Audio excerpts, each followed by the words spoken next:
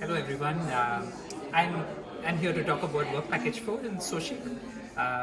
So I'm doing this work with Alberto Garabato at the University of Southampton, Fabian Roquet at the University of Gothenburg, and Birte Gulk, who's also at the University of Gothenburg.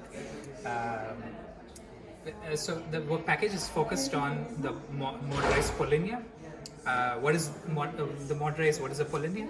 So the motorized is an underwater mountain in the Weddell Sea, which is a sea in the Antarctic Ocean, in the Southern Ocean. And it's a sea mount that rises from depths of about 5,000 meters to quite shallow depths of about 1,500 meters. And it lies right on the prime meridian, on the 0-degree longitude. A polynya is an opening in the sea ice. So imagine a cup of coffee with a lid on it. That's how a sea ice field acts. It acts to insulate the water below it. And if you were to remove the lid from your coffee mug, for instance, you would suddenly start allowing for more heat to escape from your mug, right? There's a similar thing that happens when you open up a hole in the middle of a sea ice field.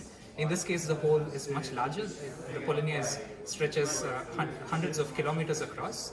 The last time a polynya opened up there during winter was in the 1970s.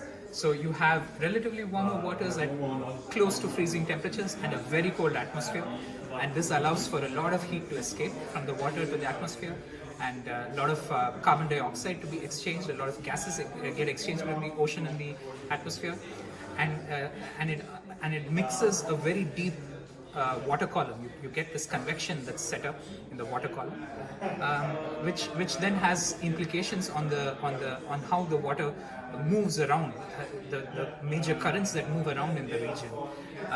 And this is why it's very important to study. It has implications on how much heat is stored in the oceans, and also implications on how much heat is then able to make it towards the coastline, where there are very vulnerable glaciers and ice sheets. Recently, a polynya opened up in 2017, and that's what the work package is focused on. We're trying to understand what led to the formation and what were the impacts of the formation of the polynya.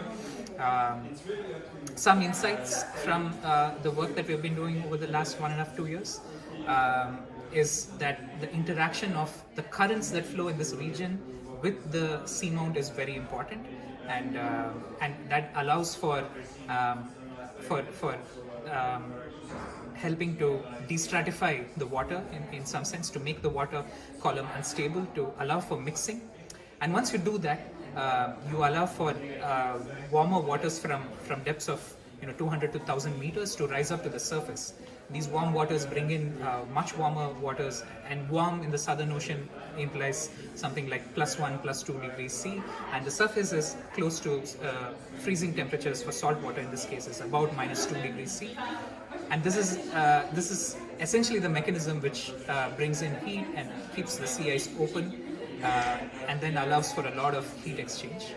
And we specifically look at the reasons that led to why the polynya opened up in the specific location that it did, and what were the conditions in the ocean that led to the opening of the polynya.